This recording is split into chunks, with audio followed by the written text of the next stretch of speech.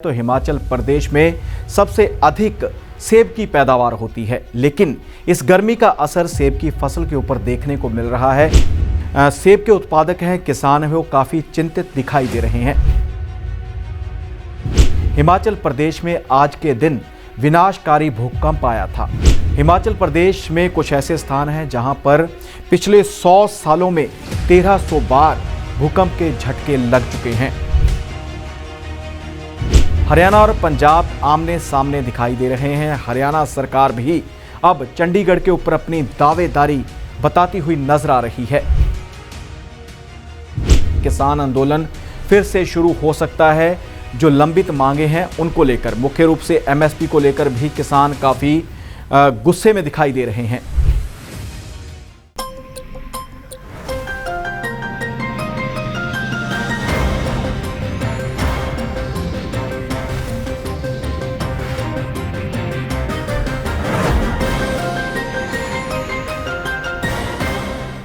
नमस्कार, D5 channel Hindi का खास कार्यक्रम खुलासा न्यूज का देख रहे सभी दर्शकों का मैं धर्मेंद्र संधू स्वागत करता हूं।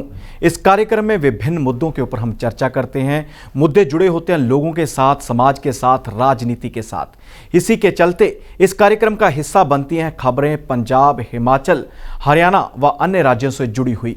खासकर हिमाचल की बात की जाए तो हिमाचल प्रदेश में सबसे अधिक सेब की पैदावार होती है, लेकिन इस गर्मी का असर सेब की फसल के ऊपर देखने को मिल रहा है। जिस प्रकार से मैदानी इलाकों में गर्मी बढ़ रही है, इसका असर सेब की फसल के ऊपर हुआ है। हिमाचल में भी इस बार गर्मी काफ़ी पड़ रही है। इस मौसम में थोड़ी ठंडक व नमी रहती है, लेकिन हिमाचल के जो निचले इलाके हैं उन पर गर्मी का असर देखने को मिल रहा है और जितने भी सेब के उत्पादक हैं, किसान हैं, वो काफ़ी चिंतित दिखाई दे रहे हैं। कारण है कि नमी की ज़रूरत होती है सेब की फसल के लिए। फिलहाल सेब के पेड़ों के ऊपर फूल लग चुके हैं और अब फल में तब्दील होने वाले हैं फूल। इसी के चलते ही बारिश की ज़रूरत भी पड़ती है, लेकिन बारिश का अभी नामो निशान नहीं है, जिसने किसानों की चिंता को बढ़ा दिया है।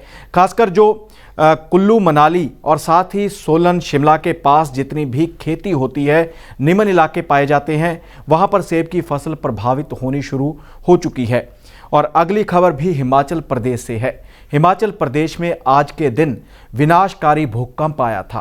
बात की जाए 1905 की तो 1905 में भूकंप आया था। कांगड़ा घाटी को इस भूकंप ने अपना शिकार बनाया था। रिक्टर स्केल की बात की जाए तो 7.8 जो रिक्टर स्केल का पैमाने का जो भूकंप था उसने काफ़ी तबाही मचाई थी। इसी के चलते काफ़ी तहश नहश हो गया था कांगड़ा। और बात की जाए हिमाचल प्रदेश की तो हिमाचल प्रदेश के कुछ ऐसे स्थान हैं जो अभी भी भूकंप की पूरी तरह से नज़र में हैं। कभी भी वहां पर भूकंप आ सकता है।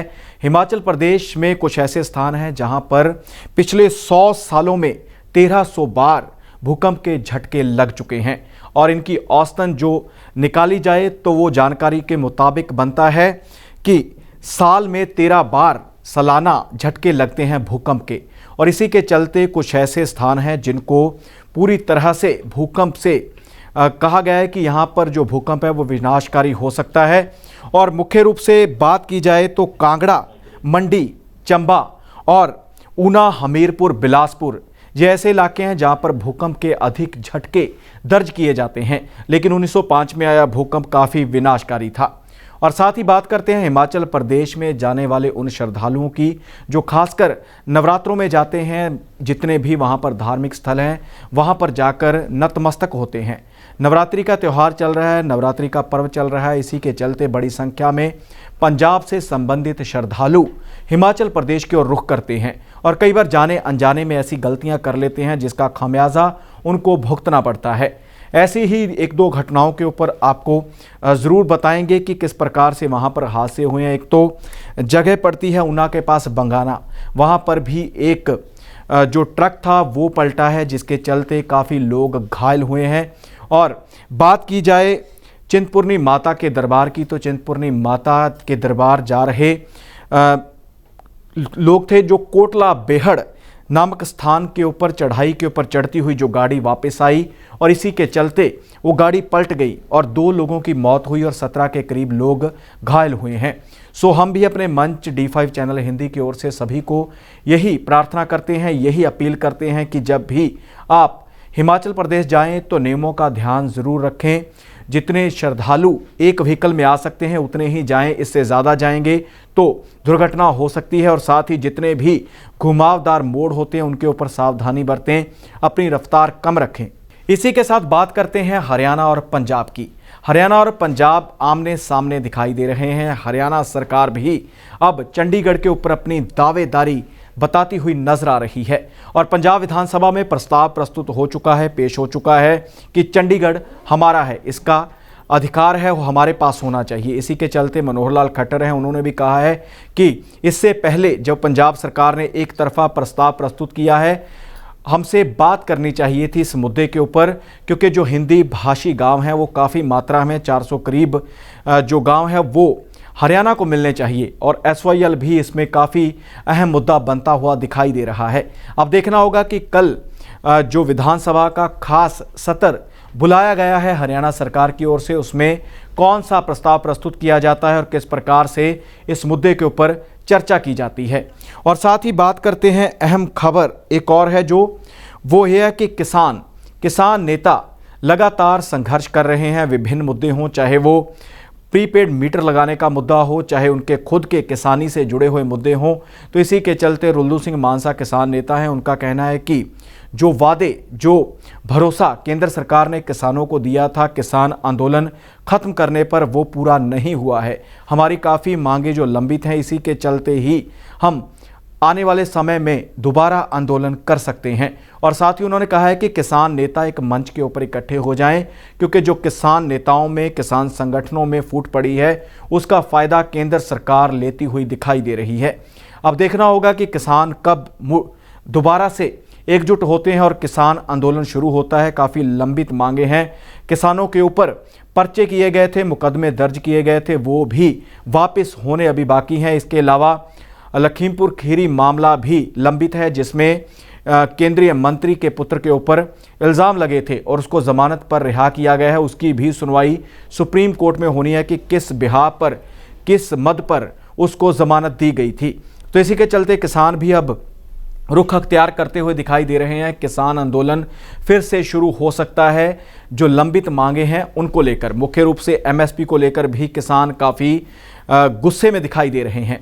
और साथ ही बात करते हैं खेल जगत की। खेल जगत में भी काफ़ी लंबे समय से क्रिकेट के ऊपर सबकी नज़रें टिकी हुई थी। क्रिकेट का महिला वर्ल्ड कप चल रहा था, काफ़ी मैच हुए। शुरुआती मैचों में भारत ने अपनी बढ़त बनाई, भारत की महिला क्रिकेट टीम आगे बढ़ती हुई दिखाई दी, लेकिन इस कप के ऊपर कब्जा हुआ है। इस कप को जीता है ऑस्ट्रेलिया ने। ऑस्ट्रेलिया ने बड़ी जीत हासिल की है, 71 रनों के साथ इंग्लैंड को हरा दिया है ऑस्ट्रेलिया ने। और साथ ही जो ऑस्ट्रेलिया की एक विकेट कीपर है और बल्लेबाज है, नाम है उसका एलिसा हीली, उसको जो खिलाड़ी ऑफ द टूर्नामेंट घोषित किया गया है। बता दें कि बड़ी संख्या में जो खिलाड़ी थे इसमें भाग ले रहे थे, बड़े देश इसमें भाग ले रहे थे। भारत भी इस वर्ल्ड कप में भाग ले रहा था, लेकिन भारत इस वर्ल्ड कप से बाहर हो गया था। मुकाबला, जो फाइनल मुकाबला हुआ था इंग्लैंड और ऑस्ट्रेलिया के दरमियान हुआ था, ऑस्ट्रेलिया ने इसमें जीत हासिल कर ली है। और जूनियर हॉकी चैंपियनशिप चल रही है, इसी के चलते बड़ी जीत हुई है भारत की। भारत ने जर्मनी को हरा दिया है, जर्मनी के ऊपर जीत हासिल की है। और बता दें कि क्वार्टर फाइनल में जगह बना चुका है भारत। भारत की जो जूनियर हॉकी टीम है, महिलाओं की हॉकी टीम है, उन्होंने विश्व कप में अपनी जगह बना ली है क्वार्टर फाइनल में। साथ ही बात की जाए आम आदमी पार्टी की, तो आम आदमी पार्टी भी अन्य राज्यों की ओर बढ़ती हुई दिखाई दे रही है। आम आदमी पार्टी के दिग्गज नेता विभिन्न राज्यों में जहां पर चुनाव होने हैं वहां पर जाकर रोड शो करते हुए दिखाई दे रहे हैं। खास तौर पर गुजरात व हिमाचल प्रदेश के चुनाव नज़दीक आ चुके हैं। गुजरात में गुजरात मिशन लेकर पहुंचे अरविंद केजरीवाल व भगवंत सिंह मान, और साथ ही पंजाब के अलावा हिमाचल प्रदेश में भी आम आदमी पार्टी चाहती है कि उनकी सरकार बन जाए। इसी के चलते 6 अप्रैल को मंडी में बड़ा रोड शो करने जा रहे हैं अरविंद केजरीवाल। और साथ ही बड़ी संख्या में विभिन्न पार्टियों के नेता व वर्कर भी आम आदमी पार्टी में शामिल होते हुए दिखाई दे रहे हैं। जब गुजरात पहुंचे भगवंत सिंह मान तो भगवंत सिंह मान के साथ सिख संगठनों ने भी मुलाकात की और साथ ही जो पंजाब से संबंधित पंजाबी किसान हैं उन्होंने भी नई मांग रखी है कि हमारी जो ज़मीनें हैं जिस पे हम खेती करते हैं वो खतरे में हैं, तो इसलिए उन ज़मीनों को बचाया जाए, गुजरात सरकार से बात की जाए। भगवंत सिंह मान गुजरात सरकार के साथ इस मामले पर विचार विमर्श करें कि किस प्रकार से उनकी ज़मीनें बचाई जा सकती हैं। खासकर जो गुजरात के किसान हैं, पंजाबी हैं, सिख धर्म से पंजाब से संबंधित हैं, उनका कहना है कि हम लंबे समय से अपनी ज़मीनें बचाने के लिए संघर्ष कर रहे हैं और उन्होंने उम्मीद जताई है कि भगवंत सिंह मान इस मामले पर उनकी सुनवाई करेंगे और उनकी ज़मीनें बच जाएंगी।